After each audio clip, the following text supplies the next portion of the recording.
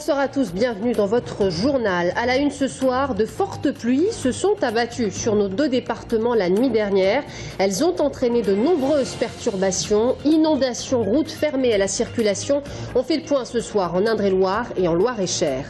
Le Loir-et-Cher, le Loiret et l'Eure-et-Loire décidé il y a quelques mois de mutualiser leurs moyens. Aujourd'hui, Maurice Leroy, président du Conseil général du Loir-et-Cher, appelle la région Centre à les rejoindre. Mais la situation reste bloquée pour le moment. Nous verrons pourquoi ce soir et nous en parlerons avec François Bonneau, le président de la région Centre et notre invité de la rédaction. Et puis elle s'appelle Aïcha Altani, princesse. Elle est la petite fille de l'émir du Qatar. Après avoir étudié à l'Institut de Touraine, elle expose aujourd'hui ses clichés déjà primés. Bonsoir à tous. On ouvre le journal avec les fortes pluies qui se sont abattues la nuit dernière sur nos deux départements. On compte ce soir une cinquantaine d'interventions dans le Loir-et-Cher. De fortes précipitations qui ont entraîné d'importantes perturbations sur le réseau routier. Certaines routes sont partiellement inondées, mais la circulation a été maintenue à l'aide notamment de panneaux de signalisation dans les zones à risque. En revanche, les dégâts sont beaucoup plus importants en Indre-et-Loire, où il est tombé jusqu'à 25 mm de précipitations la nuit dernière.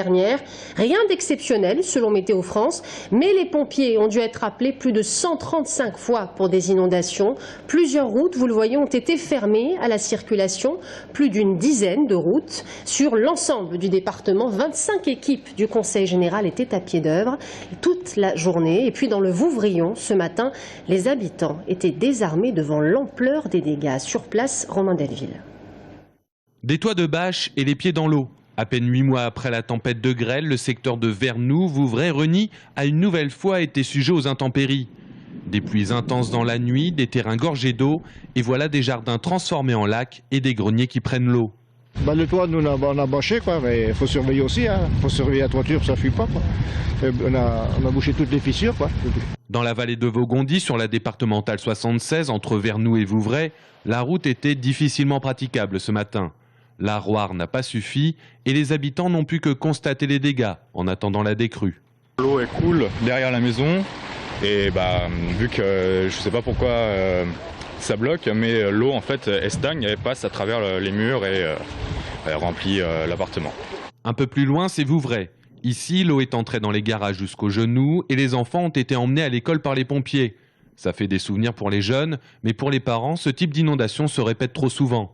Ça fait 4 fois en 4 ans et c'est de plus en plus fréquent, donc il faut qu'on trouve une solution, ou changer la buse, ou qu'on ait l'autorisation de faire des murs, puisque là on n'a pas eu l'autorisation, donc l'eau passe par-dessus les murets, mais il faut qu'on se protège de toute façon d'une façon ou d'une autre, et puis le chemin il est abîmé à chaque fois qu'on a le débordement, donc il faut qu'on trouve un accord avec la mairie, où on va se regrouper dans tous les cas et puis essayer de voir ce qu'on peut faire.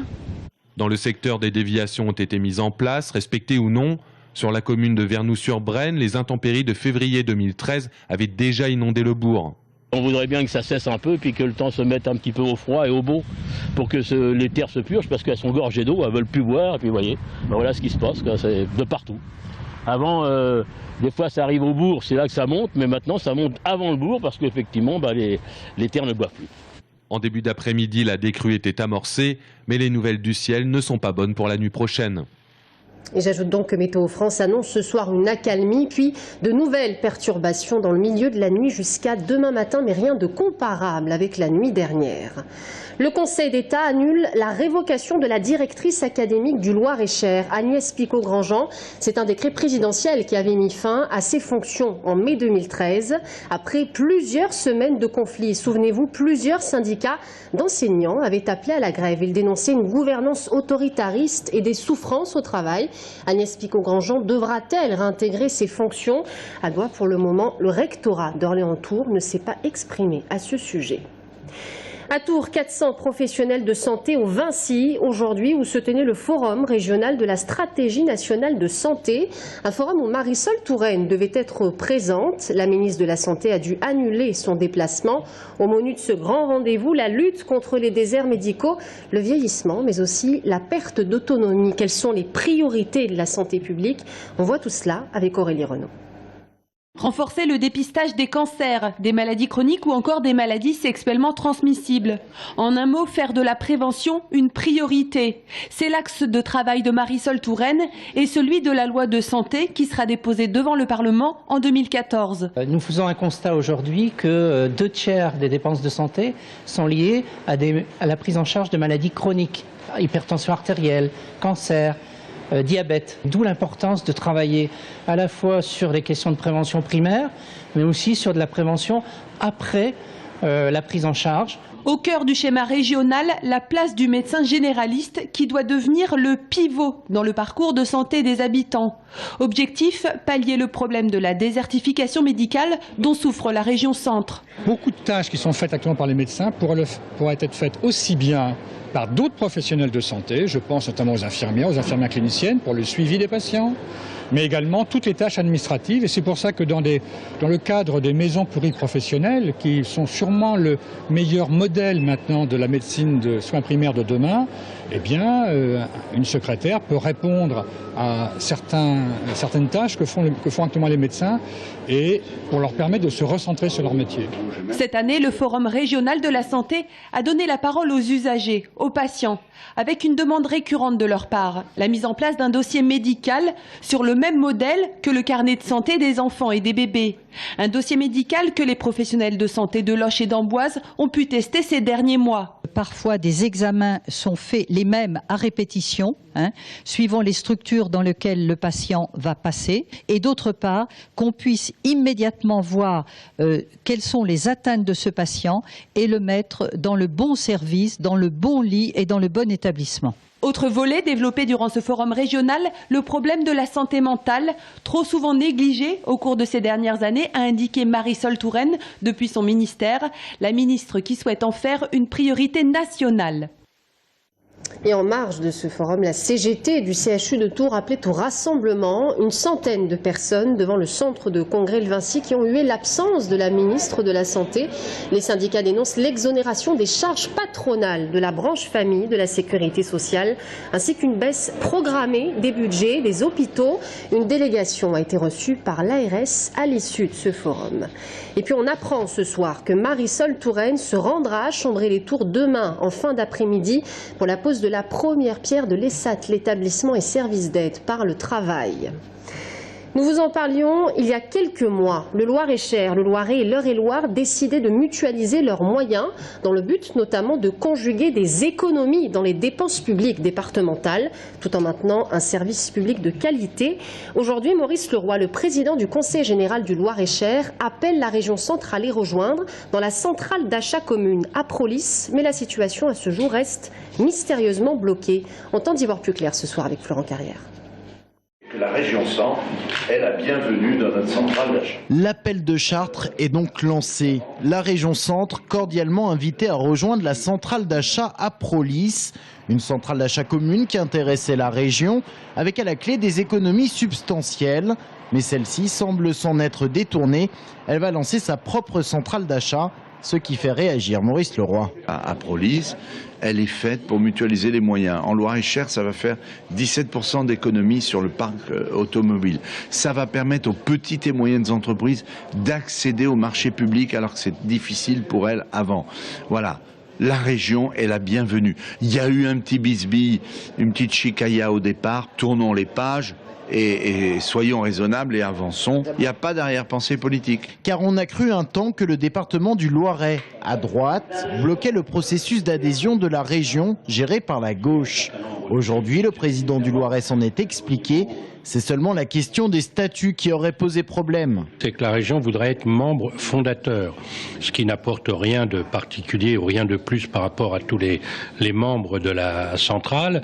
Lorsque la région nous a fait part de son souhait d'être membre fondateur, il était déjà trop tard. Donc on n'allait pas reprendre toute la mécanique et faire marche arrière, ce qui nous aurait fait perdre du temps à tous et beaucoup d'argent, puisqu'il fallait que ce soit mis en place rapidement. Par contre, la région peut être, si elle le souhaite, le premier adhérent de marque. Éric Doliger d'inviter à son tour la région à rejoindre la centrale d'achat commune pour faire encore plus d'économies. La réduction des coûts, voilà la philosophie de cette démarche d'union entre les 3 départements. Une première en France qui a trouvé son origine dans Aprolis. Mais les départements collaborent également dans le domaine du développement économique, des transports et du haut débit.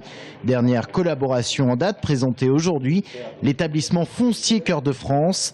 Un seul établissement pour accompagner l'ensemble des collectivités qui en seront membres dans la maîtrise de leur foncier. Et le département de l'Indre devrait faire acte de candidature sous peu. Et on en parle tout à l'heure avec François Bonneau, le patron de la région Centre. Dans 5 semaines, vous êtes appelé à voter pour élire le maire de votre commune. En Indre-et-Loire, vous êtes plus de 415 000 électeurs, 252 000 en Loire-et-Cher. Le 23 mars prochain, dans les communes de 1000 habitants et plus, vous allez également voter pour élire vos conseillers communautaires. Principe de parité, panachage, revu et corrigé. Que se cache-t-il derrière ces mots? Quels sont les grandes innovations des modes de scrutin en 2014. On voit tout cela avec Audrey Champigny. Première nouveauté, pour la toute première fois, les électeurs des communes de 1000 à 3500 habitants devront voter en même temps pour leurs conseillers municipaux et leurs conseillers communautaires. En clair, les Tourangeaux par exemple éliront les conseillers d'agglomération qui siégeront à Tours Plus. Il y aura sur le bulletin de vote 2 listes. La liste des conseillers municipaux candidats et la liste des conseillers communautaires de la commune candidats au même scrutin. Donc l'électeur aura un bulletin avec 2 listes. Deuxième nouveauté, toujours pour les communes de 1000 à 3500 habitants, fini les candidatures individuelles et le panachage, les listes seront désormais bloquées avec parité homme-femme obligatoire. Le scrutin a lieu sous forme de liste complète. Toute personne rayant un nom rendra nul son bulletin. Enfin, dernière nouveauté, dans toutes les communes, la carte d'électeur ne sera plus suffisante. Chaque votant devra décliner son identité, une façon d'éviter toute usurpation. Ça peut être bien sûr la carte d'identité, ça peut être le passeport, ça peut être le permis de chasse, ça peut être le permis de conduire, ça peut être la carte vitale avec photo. Mais il faut une pièce avec photo. Reste le problème des communes qui n'auraient pas de candidat. Dans ce cas, pas d'élection. La préfecture disposera de 3 mois pour en organiser d'autres. Elle s'appelle Aïcha Altani, princesse. Elle est la petite fille de l'émir du Qatar et après avoir étudié à l'Institut de Touraine, elle y expose aujourd'hui ses clichés pris entre Paris et Tours ces derniers mois. Anaïs Michaud. L'auteur de ces photos, vous ne la verrez pas. Sheikha, c'est le titre que porte Aïcha Altani, la petite fille de l'émir du Qatar. En tant que musulmane et princesse, elle ne souhaite pas être filmée. Du reste, elle préfère se tenir derrière l'objectif. Cette jolie jeune femme de 20 ans a le sourire vissé aux lèvres et un œil affûté. Arrivée en France en octobre 2012, elle a étudié à la Sorbonne avant de venir perfectionner son français à l'Institut de Touraine en avril 2013. Son quotidien tourangeau ne ressemble en rien à celui de ses camarades. Elle sort peu, n'a pas vraiment lié d'amitié. Ses temps libres, elle les passe chez elle avec sa dame de compagnie. Quelques visites de château aussi et des week-ends parisiens où elle pratique la photographie, un art qu'elle maîtrise. Elle a de l'expérience puisqu'elle a déjà gagné plusieurs prix au Qatar. Et donc c'est vraiment un grand plaisir d'accueillir cette déjà primée étudiante ici. Des étudiants qatariens, il y en a une dizaine par an à l'Institut de Touraine. Connus pour leur amour de la capitale et de ses boutiques de luxe, ils ont au-delà des clichés un vrai penchant pour la culture française. C'est l'amour de la France et de la langue française et de sa culture très riche. C'est très humblement, je peux citer mon exemple. Quand on me dit pourquoi... J'espère que je parle bien français. Quand on me dit comment ça se fait que vous parlez aussi bien le français, je dis toujours c'est un coup de foudre. Mais c'est vraiment un coup de foudre. Et le coup de foudre continue depuis 30 ans. Et des fois, l'amour, on ne peut pas l'expliquer. Après avoir déambulé dans les ruelles tourangelles qu'elle apprécie pour leur étroitesse et leur calme, Aïcha Altani aspire à intégrer Sciences Po Menton et son campus Moyen-Orient Méditerranée afin de faire carrière dans la diplomatie. En football, le Tour FC se déplace à Istres demain soir pour la 24e journée de Ligue 2. Et après leur mauvaise performance à l'extérieur puis à domicile face à Nancy, une réaction est attendue de la part de l'entraîneur Olivier Pantaloni. Le Tour FC est 7e au classement, rencontre demain soir une équipe en difficulté. Istres qui voilà, en situation délicate en recevant aura une réelle envie d'accrocher une victoire. Donc ça sera à nouveau un match pas facile, mais bon, c'est la compétition qui veut ça. De toute manière, je pense que tout au long de la saison, on sera confronté à ça, et c'est aujourd'hui, il faut qu'on arrive, nous, à faire abstraction de ce que peut vouloir l'adversaire, et il faut surtout penser à ce que nous, on veut réaliser. Voilà, c'est la fin de ce journal. Merci à tous de nous avoir suivis. Dans un instant, l'invité de la rédaction, François Bonneau. À tout de suite.